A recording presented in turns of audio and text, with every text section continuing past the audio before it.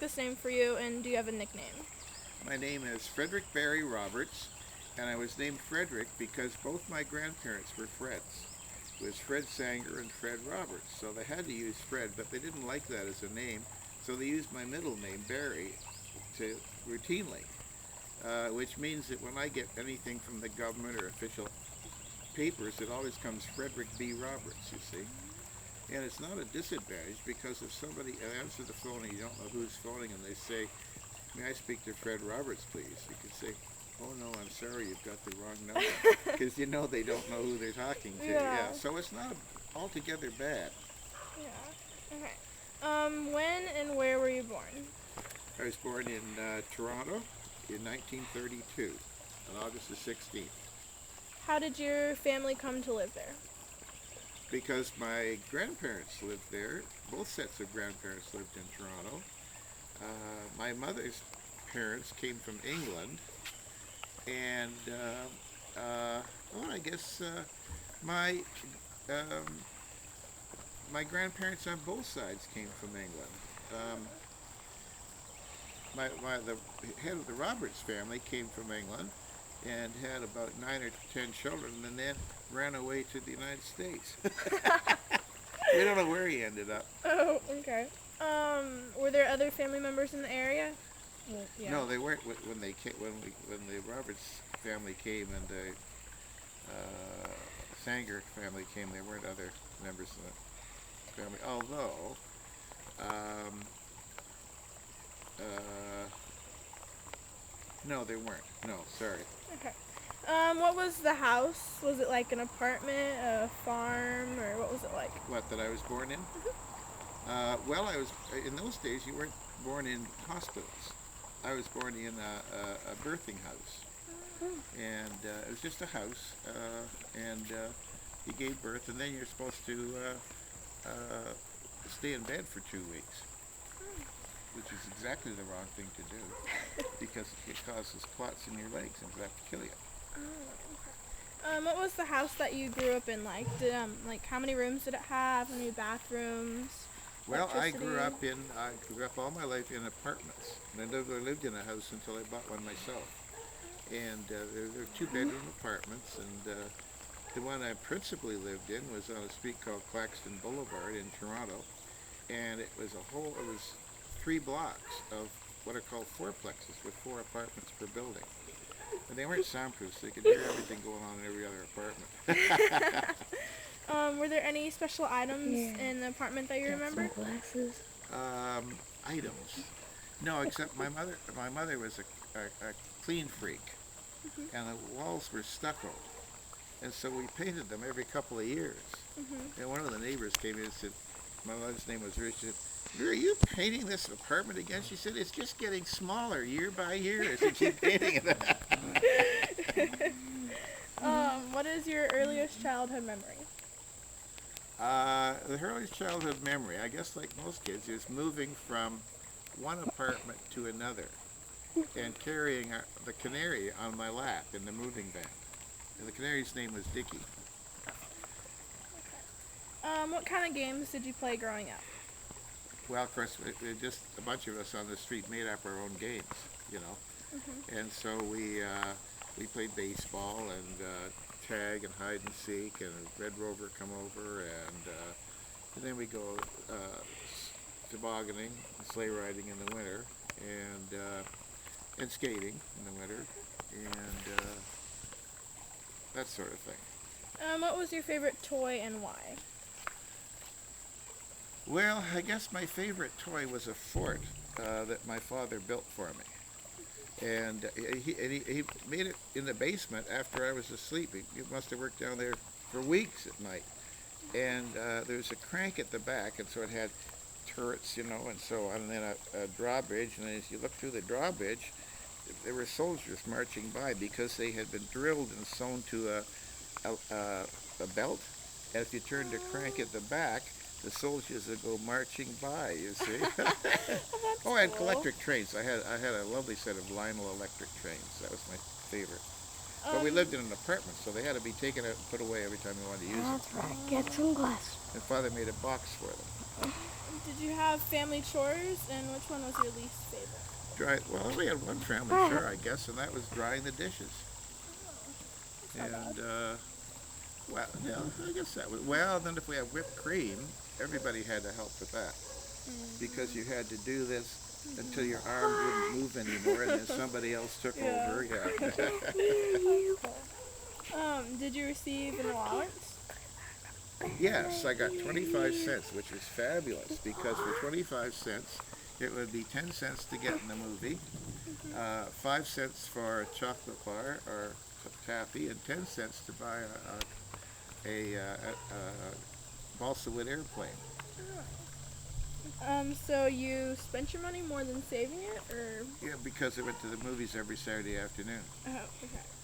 And it was a great deal when I was a kid because you saw an A movie, and then you'll hear eventually about B movies, and they were like they were ran with an A movie, so you saw two movies, newsreel, cartoon, That's and cool. cereal.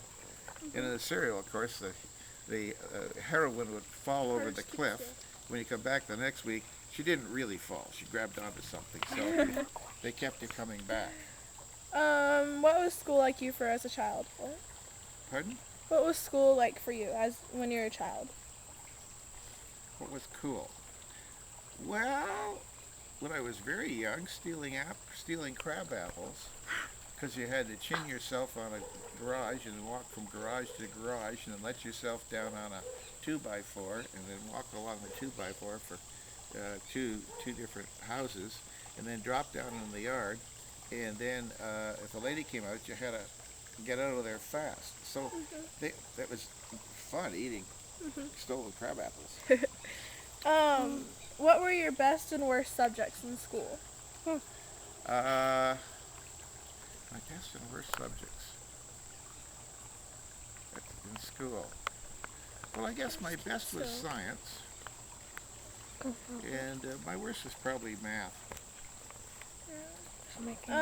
Who were your childhood heroes?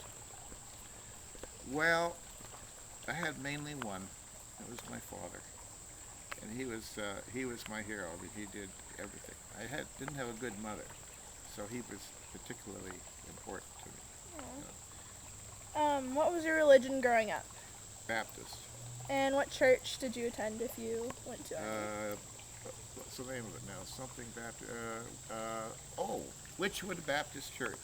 Oh, okay. Did you like going to church? Yes, I liked it. Um, I went to Sunday school. I went to church in the morning with my mother and father. Sometimes just with my father. I guess only with my father. I don't remember my mother going. Anyway, and then in the afternoon I walked back to church by myself for Sunday school. what world events had the most impact on you when you were growing up? Well, I guess when President Roosevelt died, that was a big day. Well, because they let us out of school that day. So it's a very important day, yeah. And then the other one, I guess lots of them. And when Britain declared war on Germany, we all sat around the radio listening to King George VI announce the declaration of war. And of course, all the women were crying. My mother and my grandmother, they're all crying. That was a big day. And landing on the moon, of course, was another big day. How is the world different today from what it was like when you were a child? Oh, it's totally different. I mean, everything's so convenient, you know. When I was a child, my father worked for a company called British American Oil Company, which became Gulf, which became, it's now,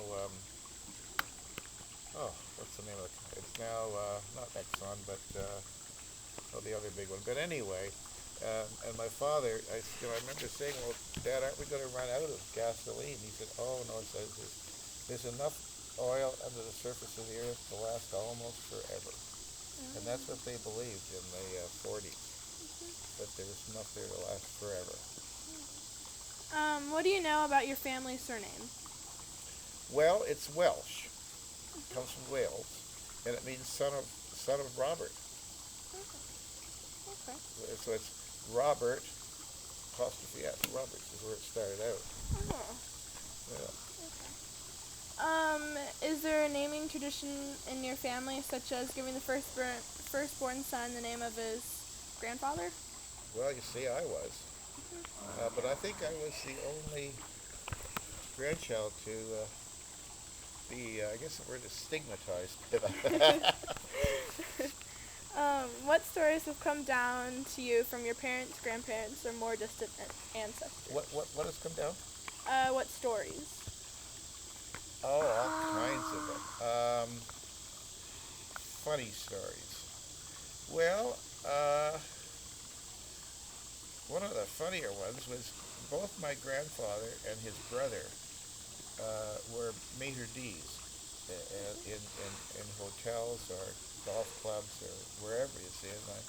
My grandfather Sanger's brother had an elegant resort in a place called Gananoque. And in those days, rich Americans from New York State came up for their vacation, and they go fishing for lake trout, which are this big, and they're way down deep, and you have copper line, you see. And he had a very elegant resort, you know. So they invited us. They invited the whole shooting family for Christmas one year, and that was very exciting because when they brought in one of the lake trout, and it was as big as I was, you know, it was a huge fish. Yeah. And then they had you know that in football it's called a pigskin. Mhm. Well, it's also inside. They used to use a pig's bladder, so he'd made a pig's bladder football for us. And we went to a cheese factory and saw how cheese was made. And for Christmas dinner, they had a boar's head, a real one, with an apple in its mouth, all glazed, you know. And then the big deal was there was a bunch of cousins, you see. So my great uncle took all his cousins into the pool room at the back of the resort and opened the door, and there were case after case of sodas, you see. I think we're running out of time. Cherry, orange, you name it. And so he Why? How much more does it have? he said, now look, kids. Oh, it's plenty of time. He said, look, kids, don't ask your mother and father. If you want a soda, just come in here and help yourself. Well, of course, we all did. And then, of course, by the end of the 3 or 4 or 5 days there, all the kids were throwing up. Are there any physical characteristics that run in your family?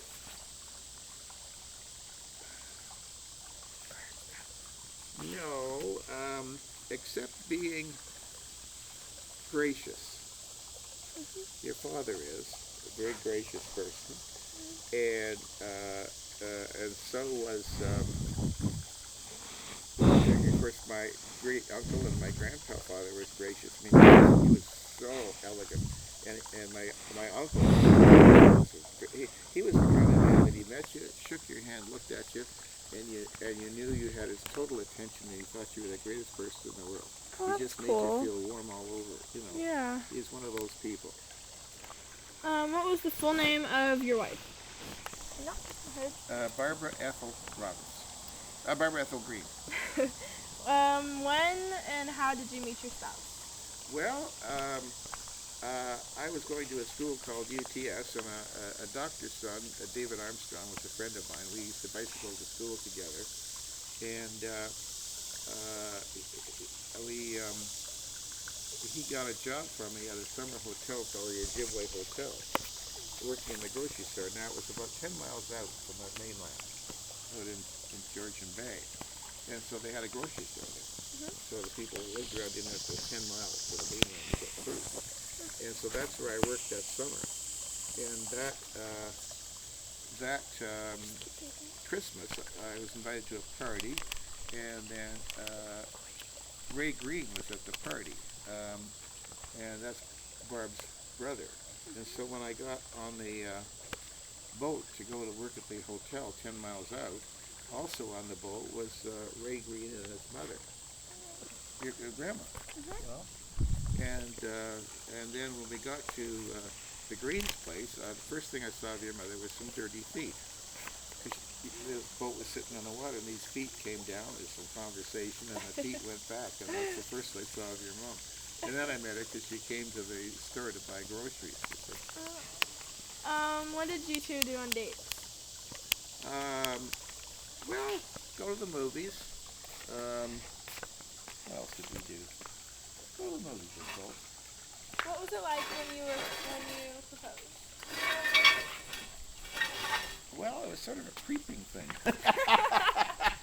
It was sort of, in those days, but you see, we dated for 5 years. We were going steady for 5 years before we got married, so it wasn't, I think I probably proposed in the car after I drove her home one night. I don't remember.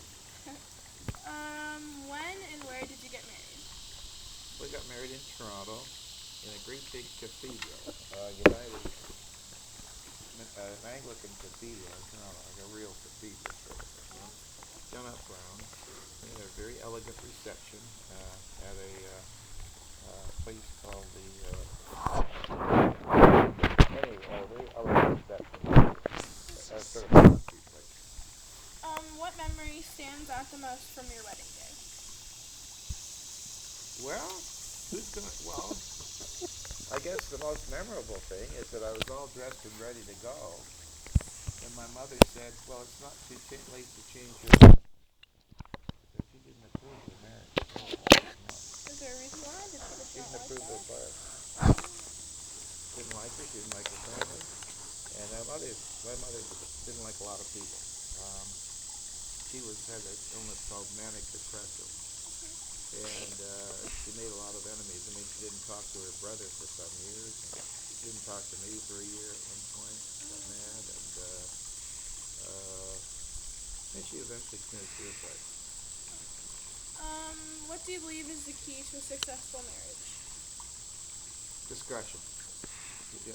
Barb and I, we never had an argument.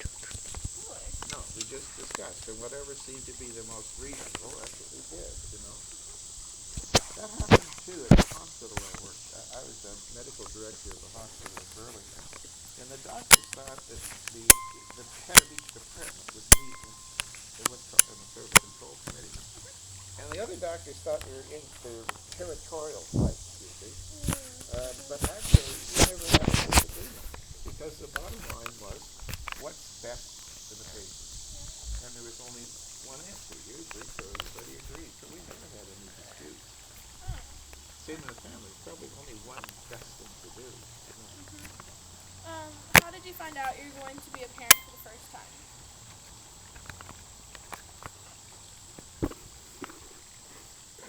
Oh, I know. Well, we dated for 5 years, then we were married for 5 years and couldn't get pregnant. And we started in to have fertility investigations, which in those days was very primitive. And so they investigated Barb with one test, and then but they never got around to me because before they got around to me, Barb was already pregnant.